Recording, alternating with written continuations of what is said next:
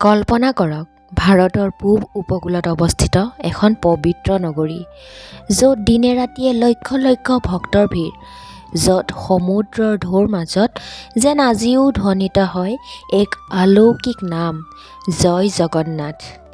এই মন্দিৰ কেৱল এটা সাধাৰণ মন্দিৰেই নহয়, ইয়াৰ লগত জড়িত আছে অসংখ্য ৰহস্য, অলৌকিক ঘটনা, পৌৰাণিক কাহিনী আৰু গভীৰ আধ্যাত্মিক শক্তি।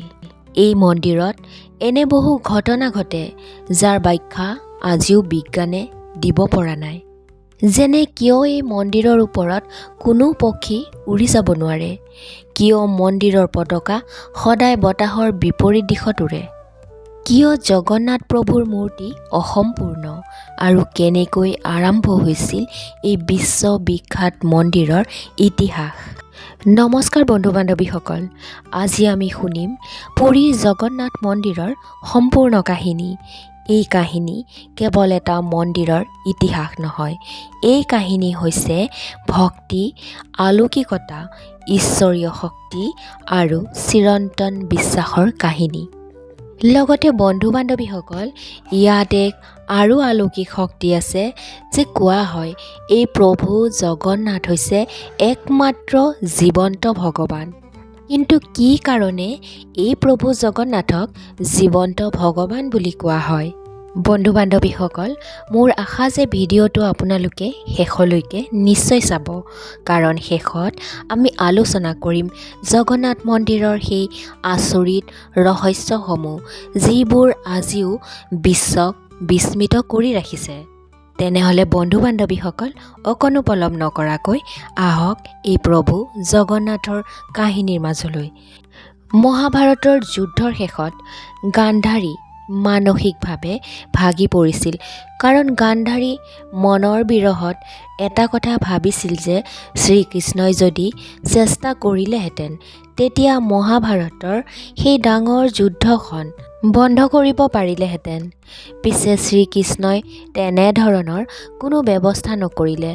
তাৰ ফলতেই যেন গান্ধাৰীৰ সকলো পুত্ৰ মৃত্যুৰ মুখত পৰিব লগা হ'ল। সেইকাৰণে গান্ধাৰীয়ে শ্ৰীকৃষ্ণক অভিশাপ দিছিল যে ৩৬ বছৰৰ পিছত শ্ৰীকৃষ্ণ মৃত্যু লগতে সকলো যদু বংশ ধ্বংস হ'ব বুলি। এনেদৰে দিন বাগৰিল আৰু এদিন গান্ধাৰীৰ সেই অভিশাপ বাস্তৱ ৰূপত আহি দেখা দিলেহি আৰু যদুবংশীয় লোকসকলৰ নিজৰ মাজতে হাই কাজিয়াত লিপ্ত হৈ যুদ্ধ বিগ্ৰহ কৰিব ধৰিলে আৰু সেই এদিন যদুবংশ ধ্বংস হ'ল। লগতে শ্ৰীকৃষ্ণই সজা দ্বাৰকা নগৰীও সাগৰৰ তলত ডুব গ'ল। এনেদৰে কিছুদিন পাৰ হ'ল। শ্ৰীকৃষ্ণৰ মনত বেজাৰ, সেয়েহে কৃষ্ণই বনৰ মাজলৈ গৈ এজোপা গছৰ তলত জিৰণি লৈ আছিল। তেনে সময়তে জৰা নামৰ এজন চিকাৰী সেই বনত আগমন ঘটিল আৰু সেই জৰাৰ শৰৰ আঘাতত শ্ৰীকৃষ্ণ মৃত্যুৰ মুখত পৰিব লগা হ'ল। শ্ৰীকৃষ্ণ জৰাৰ সেই শৰৰ আঘাতত মৃত্যু হোৱা দেখি জৰাই নিজকে দোষী বুলি ভাবিলে। সেয়েহে জৰা লগে লগে শোকস্তব্ধ হৈ পৰিল। তাৰ পিছত জৰাই অকণো পলম নকৰাকৈ কৃষ্ণৰ সখা অৰ্জুনৰ ওচৰলৈ গ'ল আৰু অৰ্জুনক গৈ সকলো কথা বিৱৰি ক'লে। এইদৰে জৰাৰ মুখে বান্ধৱ কৃষ্ণৰ মৃত্যুৰ কথা শুনি অৰ্জুনৰ মন অস্থিৰ হৈ পৰিল। পিছে যি হ'ব লগা থাকে তাক কোনেও ৰখাব নোৱাৰে, এইবোৰ সকলো নিয়তিৰ খেল মাথো। এনেদৰে দুখে সুখে অৰ্জুনে বান্ধৱ কৃষ্ণৰ মৃত শৰীৰৰ অন্ত্যেষ্টিক্ৰিয়া সমাপন কৰিলে। এইদৰে ভগৱান কৃষ্ণৰ দিব্য শৰীৰ পঞ্চভূতত বিলীন হৈ গ'ল, কিন্তু তেওঁৰ হৃদয়খন জীৱন্ত ৰূপত থাকিল। সেয়েহে অৰ্জুনে শ্ৰীকৃষ্ণৰ সেই হৃদয়খনক এচটা কাঠত উঠাই নদীৰ পানীত বোৱাই দিছিল। এনেদৰে হৃদয়খন বহুদিন ধৰি বহু দূৰলৈ নৈৰ পানীত উটি গৈ থাকিল। এইদৰে কিছুদিনৰ পিছত কাঠৰ সেই টুকুৰাৰ সৈতে হৃদয়খন ভাহি গৈ উৰিষ্যাৰ মহানদীৰ ঘাটত লাগিল। নদীৰ কাষৰ সেই গাঁওখনত বাস কৰিছিল কিছুমান আদিবাসী লোক। প্ৰভু জগন্নাথৰ কাহিনী আৰম্ভ হয় বহু হাজাৰ বছৰৰ আগতে। সেই সময়ত উৰিষ্যাৰ ঘন জংঘল আৰু পৰ্বত অঞ্চলত বাস কৰিছিল শৰৰ নামৰ এক আদিবাসী সম্প্ৰদায়ৰ লোক। সেই আদিবাসী লোকসকলৰ মাজতে এজন আছিল বিষ্ণুৰ মহান ভক্ত, যাৰ নাম আছিল বিশ্ববাসু। সেই বিশ্ববাসুৱে সদায় গোপনে এক দেৱতাৰ পূজা কৰিছিল। সেই দেৱতাৰ নাম আছিল নীলমাধৱ। কোৱা হয় যে নীলমাধৱৰ মূৰ্তিৰ পৰা অলৌকিক জ্যোতি নিৰ্গত হয়। তেওঁৰ পূজাস্থলী আছিল গভীৰ জংঘলৰ মাজত, য'ত কোনো সাধাৰণ মানুহে প্ৰৱেশ কৰিব নোৱাৰিছিল। সেয়েহে বিশ্ববাসুৱে প্ৰতিদিনে বনৰ ফুল, ফল-মূল আৰু পবিত্ৰ জলেৰে নীলমাধৱৰ পূজা কৰিছিল। পূজাৰ সময়ত সমগ্ৰ স্থান সুগন্ধি আৰু অলৌকিক শক্তিৰে পূৰ্ণ হৈ উঠিছিল। এই নীলমাধৱৰ খ্যাতি ধীৰে ধীৰে বহু দূৰলৈ বিয়পি পৰিছিল। সেই সময়ত মালৱ ৰাজ্যৰ ৰজা আছিল ইন্দ্ৰদ্যুম্ন। তেওঁ আছিল ভগৱান বিষ্ণুৰ মহান ভক্ত। এদিন ৰজা ইন্দ্ৰদ্যুম্নই এজন সাধুৰ পৰা নীলমাধৱৰ অলৌকিক কাহিনী শুনিবলৈ পাইছিল। সেই কথা শুনাৰ পিছত ৰজাৰ মন অস্থিৰ হৈ উঠিছিল। তেওঁ সিদ্ধান্ত ল'লে যে যিকোনো প্ৰকাৰে হ'লেও তেওঁ নীলমাধৱৰ দৰ্শন কৰিবই। সেয়েহে ৰজা ইন্দ্ৰদ্যুম্নই নিজৰ সভাৰ জ্ঞানী ব্ৰাহ্মণ বিদ্যাপতিক নীলমাধৱৰ সন্ধান কৰিবলৈ পঠিয়াই দিছিল। এইদৰে বিদ্যাপতি বহুদিন ধৰি হাবিয়ে বননিয়ে, পাহাৰে ভৈয়ামে আৰু অজান পথ অতিক্ৰম কৰি অৱশেষত শবৰ গাঁওখনত উপস্থিত হ'লহি। সেই গাঁৱত তেওঁ বিশ্ববাসুৰ কন্যা ললিতাক দেখিলে। ললিতা অত্যন্ত বুদ্ধিমতী আৰু স্নিগ্ধ স্বভাৱৰ আছিল। সেয়েহে বিদ্যাপতিয়ে ধীৰে ধীৰে ললিতাৰ লগত বন্ধুত্ব গঢ়ি তুলিলে। শেষত এদিনাখন দুয়ো বিবাহপাশত আবদ্ধ হ'ল। পিছে এইফালে বিদ্যাপতিৰ মূল উদ্দেশ্য আছিল নীলমাধৱৰ সন্ধান কৰা।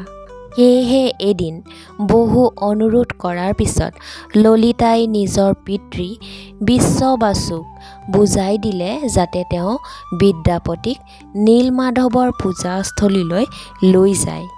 পিতৃ বিশ্ববাসু পিছে প্ৰথমে মান্তি হোৱা নাছিল। তেওঁ জানিছিল যে এই স্থান অতি গোপন। কিন্তু অৱশেষত বিশ্ববাসুৱে ভাবিলে যিহেতু বিদ্যাপতি হৈছে তেওঁৰ জোঁৱায়েক, গতিকে তেওঁৰ অনুৰোধ ৰক্ষা কৰিব লাগে। সেয়েহে বিদ্যাপতিৰ অনুৰোধত তেওঁ মান্তি হ'ল। তথাপিও পিছে বিশ্ববাসুৱে এটা চৰ্ত ৰাখিলে যে তেওঁক যি বাটেৰে লৈ যাব সেই বাটেৰে লৈ যোৱাৰ সময়ত বিদ্যাপতিৰ চকুত কাপোৰ বান্ধি লৈ যাব। আনফালে বিদ্যাপতি চতুৰ আছিল। তেওঁ গোপনে নিজৰ কাপোৰৰ ভিতৰত সৰিয়হৰ টোপোলা এটি লৈ গৈছিল আৰু যাত্ৰাৰ সময়ত তেওঁ সেই গুটিসমূহ ৰাস্তাত পেলাই গৈছিল যাতে পিছত পথ চিনাক্ত কৰিব পাৰে। অৱশেষত তেওঁলোকে গৈ সেই পবিত্ৰ স্থানত উপস্থিত হ'ল। বিদ্যাপতিয়ে অনুভৱ কৰিলে এক অপূৰ্ব সুগন্ধি আৰু আধ্যাত্মিক শক্তি। দুয়ো চকুৰ কাপোৰ খুলি দিয়াৰ পাছত তেওঁ যি দৃশ্য দেখিলে তাকে দেখি তেওঁ স্তম্ভিত হৈ পৰিল। সেই স্থানত এক অপূৰ্ব নীলবৰ্ণ মূৰ্তি জ্যোতিষ্মান হৈ আছিল, যেন স্বয়ং বিষ্ণুৱে তাত অধিষ্ঠান কৰি আছে। সেয়েহে বিদ্যাপতি ভক্তিত আপ্লুত হৈ নীলমাধৱৰ চৰণত দীঘল দি পৰিল। সেই নীলমাধৱৰ পূজাস্থলীৰ কাষত এটা পবিত্ৰ কুণ্ডও আছিল। হঠাৎ বিদ্যাপতিয়ে দেখিলে যে এটা কাউৰী গছৰ পৰা পৰি সেই কুণ্ডত পৰিল আৰু মুহূৰ্ততে তাৰ দেহৰ পৰা এক জ্যোতিষ্মান আত্মা বৈকুণ্ঠলৈ উৰি গ'ল। এই দৃশ্য দেখি বিদ্যাপতি আচৰিত হৈ পৰিল। তেওঁ বুজি পালে যে এই স্থান সাধাৰণ স্থান নহয়, ইয়াত স্বয়ং ঈশ্বৰৰ শক্তি উপস্থিত আছে। কোৱা হয় যে সেই মুহূৰ্তত বিদ্যাপতিৰ মনটো বৈকুণ্ঠলৈ যোৱাৰ ইচ্ছা যেন জাগি উঠিছিল। পিছে তেনে সময়তে এটি আকাশবাণী হ'ল, হে বিদ্যাপতি, তুমি এই অলৌকিক কাহিনী ৰজা ইন্দ্ৰদ্যুম্নক জনাব লাগিব। পৃথিৱীৰ কোটি কোটি মানুহে এই দেৱতাৰ দৰ্শন পাব লাগিব। এই সকলোবোৰ দেখি শুনি বিদ্যাপতি ৰাজপ্ৰসাদলৈ উভতি গৈ সকলো ঘটনা ৰজাক জনালে। ৰজা ইন্দ্ৰদ্যুম্ন আনন্দত আপ্লুত হৈ তৎক্ষণাৎ বিশাল সৈন্যবাহিনী আৰু সাধুসকলক লৈ নীলমাধৱৰ দৰ্শনলৈ বুলি ৰাওনা হ'ল। কিন্তু যেতিয়া তেওঁলোক সেই স্থানত উপস্থিত হ'ল, তেতিয়া এক আচৰিত ঘটনা ঘটিল। নীলমাধৱৰ মূৰ্তি তাৰ পৰা অন্তৰ্ধান হৈ গৈছিল। নীলমাধৱৰ মূৰ্তি নেদেখি ৰজা গভীৰ দুখত ভাগি পৰিল। তেওঁ কান্দি কান্দি ভগৱানক প্ৰাৰ্থনা কৰিবলৈ ধৰিলে।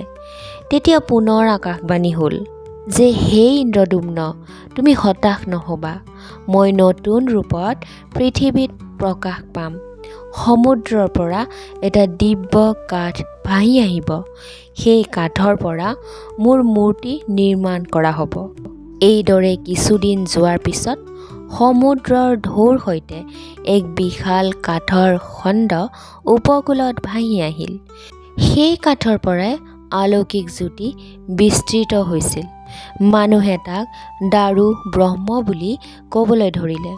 তাৰ পিছত ৰজা ইন্দ্ৰদ্যুম্নয়ো সেই কাঠৰ খণ্ডটি চাবলৈ আহিল। বহু শক্তিশালী মানুহে চেষ্টা কৰিও কাঠ টুকুৰা উঠাব পৰা নাছিল। শেষত বিশ্ববাসু আৰু বিদ্যাপতিয়ে একেলগে ভক্তিভাৱে প্ৰাৰ্থনা কৰাৰ পিছত সেই কাঠৰ টুকুৰাটো উঠাব পাৰিলে। তাৰ পিছত সেই কাঠ টুকুৰা বিশেষভাৱে মন্দিৰলৈ লৈ যোৱা হ'ল আৰু আৰম্ভ হ'ল মূৰ্তি নিৰ্মাণৰ প্ৰস্তুতি। মূৰ্তি নিৰ্মাণৰ বাবেও বহু দক্ষ শিল্পীক মাতি অনা হ'ল। কিন্তু কি আচৰিত কথা, কোনেও সেই কাঠ কাটি গঢ় দিব নোৱাৰিলে। যিয়েই চেষ্টা কৰিছিল তেওঁৰ সঁজুলি ভাঙি গৈছিল। এনেতে এদিনাখন হঠাৎ এজন বৃদ্ধ কাৰিকৰ ৰাজদৰবাৰত আহি উপস্থিত হ'ল। তেওঁ নিজকে অনন্ত মহাৰণা বুলি পৰিচয় দিলে। তাৰ পিছত বৃদ্ধজনে ক'লে, মই এই দিব্য মূৰ্তি নিৰ্মাণ কৰিব পাৰিম, কিন্তু মোৰ এটা চৰ্ত আছে। মোক এটা বন্ধ কোঠাত 21 দিন একেলগে থাকিবলৈ দিব লাগিব। এই সময়ত কোনেও দুৱাৰ খুলিব নোৱাৰিব। এই কথাত ৰজা মান্তি হ'ল। সেয়েহে বৃদ্ধ কাৰিকৰজনক কাঠৰ টুকুৰাটো সহ বিশেষ কোঠাত ৰখা হ'ল। বাহিৰত বহুতো প্ৰহৰী ৰখা হ'ল। প্ৰথম কেইদিনৰ ভিতৰৰ পৰা হাতুৰি আৰু কাঠ কটাৰ শব্দ আহিছিল, কিন্তু কিছুদিনৰ পিছত সকলো শব্দ বন্ধ হৈ গৈছিল। সেয়েহে 10 দিন পাৰ হোৱাৰ পিছত ৰাণী গুণ্ডিচাৰ মনত উদ্বেগ জন্মিল। এইদৰে কোনো শব্দ নহাৰ ফলত তেওঁ ভাবিলে যে বৃদ্ধ কাৰিকৰজন হয়তো কিবা অসুবিধাত পৰিছে, নহয়তো মৃত্যুবৰণ কৰিছে। এইদৰে গুণ্ডিচাই ৰজাক সকলো কথা ক'লে।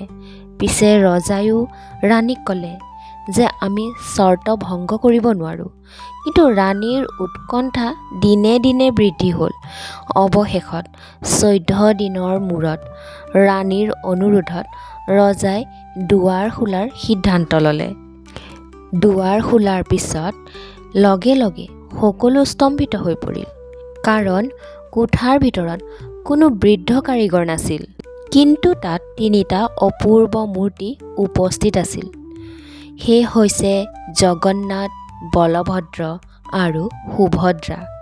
কিন্তু মূৰ্তিসমূহ অসম্পূৰ্ণ আছিল, যেনে হাত সম্পূৰ্ণ হোৱা নাছিল, ভৰি নাছিল আৰু চেহেৰাও সাধাৰণ মূৰ্তিৰ দৰে নাছিল। এনে মূৰ্তি দেখি ৰজা গভীৰ দুখত ভাঙি পৰিল। তেওঁ ভাবিলে তেওঁ চৰ্ত ভংগ কৰাৰ বাবে মূৰ্তিসমূহ অসম্পূৰ্ণ হৈয়ে থাকিল। পিছে তেনে সময়তে এটি আকাশবাণী আহিল আৰু আকাশবাণীত ক'বলৈ ধৰিলে যে হে ৰজা, দুখ নকৰিবা, এয়াই মোৰ ইচ্ছা। মই এই ৰূপতেই পূজিত হ'ব বিচাৰোঁ। মই সকলো অসম্পূৰ্ণ মানুহৰ মাজতো সম্পূৰ্ণ ঈশ্বৰ। এনেদৰেই তাৰ পিছত আৰম্ভ হ'ল বিশাল মন্দিৰ নিৰ্মাণৰ কাম। কোৱা হয় অসংখ্য শিল্পী, কাৰিকৰ আৰু সাধুৱে এই মন্দিৰ নিৰ্মাণত অংশগ্ৰহণ কৰিছিল। মন্দিৰৰ উচ্চতা, স্থাপত্য আৰু অলংকাৰ সকলো অপূৰ্ব আছিল। সমুদ্ৰৰ বুকুত থকা এই সুন্দৰ মন্দিৰ যেন স্বৰ্গীয় স্থাপত্যৰ এক মহান নিদৰ্শন। মন্দিৰৰ মূল শিখৰৰ ওপৰত স্থাপন কৰা হ'ল বিশাল নীল চক্ৰ। এই চক্ৰ আজিও জগন্নাথ মন্দিৰৰ অন্যতম ৰহস্য। কোৱা হয় যিকোনো দিশৰ পৰা চালেও চক্ৰটো দেখাত একেই দেখি। এনেদৰে মন্দিৰ সম্পূৰ্ণ হোৱাৰ পিছত আৰম্ভ হ'ল বিশ্ববিখ্যাত ৰথ যাত্ৰা। 3টা বিশাল ৰথ নিৰ্মাণ কৰা হ'ল। জগন্নাথ দেৱৰ বাবে নন্দীঘোষ, বলভদ্ৰৰ বাবে তালধ্বজ আৰু সুভদ্ৰাৰ বাবে দৰ্পদলন। সেই ৰথ লক্ষ লক্ষ ভক্তই ৰছীৰে ধৰি টানিবলৈ আৰম্ভ কৰিলে। আকাশত ধ্বনি হ'ল জয় জগন্নাথ বুলি। কোৱা হয় সেইদিন স্বয়ং দেৱতাসকলেও আকাশৰ পৰা এই মহা উৎসৱ চাবলৈ আহে। বন্ধু বান্ধৱীসকল, এতিয়া আহক সেই আচৰিত ৰহস্যসমূহৰ মাজলৈ যিবোৰ আজিও বিজ্ঞানক বিস্মিত কৰি ৰাখিছে। 1 নম্বৰতে জগন্নাথ মন্দিৰৰ ওপৰৰ পতাকা সদায় বতাহৰ বিপৰীত দিশত উৰে।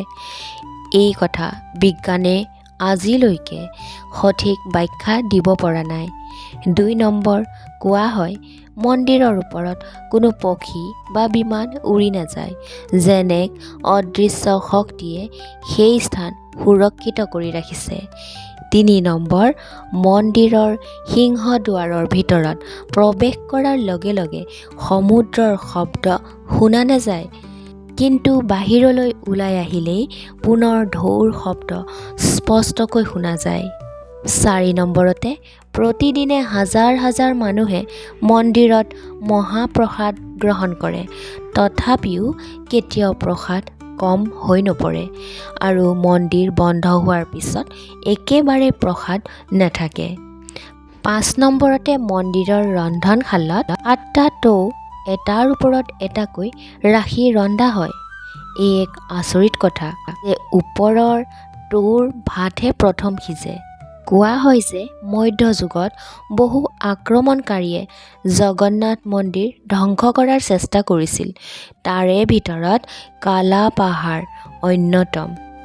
কোৱা হয় এই কালা পাহাৰে মন্দিৰ আক্ৰমণ কৰি মূৰ্তিসমূহ ধ্বংস কৰিবলৈ চেষ্টা কৰিছিল, কিন্তু ভক্তসকলে আগতেই জগন্নাথ দেৱৰ দাৰু ব্ৰহ্ম গোপনে সুৰক্ষিত স্থানলৈ লৈ গৈছিল। পিছত পুনৰ নতুন মূৰ্তি নিৰ্মাণ কৰি পূজা আৰম্ভ কৰা হয়। জগন্নাথ প্ৰভুৰ অন্যতম আচৰিত পৰম্পৰা হৈছে নৱকলেবৰ। নিৰ্দিষ্ট সময়ৰ পিছত জগন্নাথ, বলভদ্ৰ আৰু সুভদ্ৰাৰ নতুন কাঠৰ মূৰ্তি নিৰ্মাণ কৰা হয়। এই সময়ত বিশেষ নিয়ম মানি পবিত্ৰ নিম গছ বিচাৰি উলিওৱা হয়। কোৱা হয় সেই গছত বিশেষ চিহ্ন থাকে। পুৰণি মূৰ্তিৰ ভিতৰত থকা ব্ৰহ্ম পদাৰ্থ গোপনে নতুন মূৰ্তিত স্থাপন কৰা হয়। এই গোপন প্ৰক্ৰিয়া ইমান পবিত্ৰ যে সেই সময়ত অংশগ্ৰহণ কৰা পুৰোহিতসকলৰ চকু বন্ধ কৰি ৰখা হয়। বহুতে প্ৰশ্ন কৰে যে জগন্নাথ মূৰ্তি কিয় অসম্পূৰ্ণ? ইয়াৰ গভীৰ আধ্যাত্মিক অৰ্থ আছে। জগন্নাথ দেৱ সকলো মানুহৰ ঈশ্বৰ, ধনী দুখীয়া জাতি ধৰ্ম নিৰ্বিশেষে সকলোকে তেওঁ সমানভাৱে গ্ৰহণ কৰে। তেওঁ অসম্পূৰ্ণ হাত যেন সকলোকে আলিংগন কৰিবলৈ আগবাঢ়িছে। তেওঁ বিশাল চকু যেন সকলো সময়তে সকলো ভক্তক লক্ষ্য কৰি আছে। জগন্নাথ মন্দিৰৰ মহাপ্ৰসাদক মহাপ্ৰভুৰ অন্ন বুলি গণ্য কৰা হয়। কোৱা হয় এই প্ৰসাদ কেৱল খাদ্য নহয়, ই হৈছে ঈশ্বৰীয় আশীৰ্বাদ। মন্দিৰৰ ৰন্ধনশালক বিশ্বৰ অন্যতম বৃহৎ ৰান্ধনীশাল বুলি ধৰা হয়। প্ৰতিদিনে হাজাৰ হাজাৰ মানুহৰ বাবে অন্ন প্ৰস্তুত কৰা হয়।